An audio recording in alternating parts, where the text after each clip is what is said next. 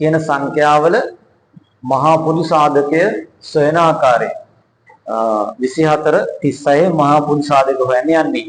දැන් මෙතනදී මම පාවිච්චි කරන්නේ 24 සාධක හොයලා 36 සාධක හොයලා ඒ සාධක ඇසුරෙන් මහා පොදු සාධකය හොයන්න යන්නේ.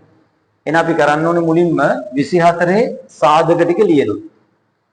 1 2 3 24 බෙදෙන සංඛ්‍යා ටික ලියන්න. 24 බෙදන්න පුළුවන් සංඛ්‍යා. 24 සාධක 4 6 8 24 8ෙන් බෙදනවනේ. තව 12 24 ඒ විදිහට ආරෝහණ පිළිවෙල ලියන්න පුළුවන් නම් හොඳයි. මේ ලියලා තියෙන 24 සාධක ටික. ඊට පස්සේ 36 සාධක ටික ලියන්න. 1 2 3 4 පහ එන්නේ නැහැ.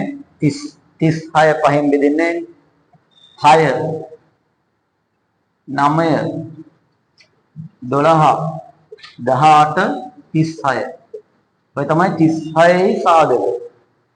ඊට පස්සේ 24 සහ 36 කියන සංඛ්‍යා දෙකේ පොදු සාධක බලන්න. මේ දෙකටම පොදුයි 1 2 3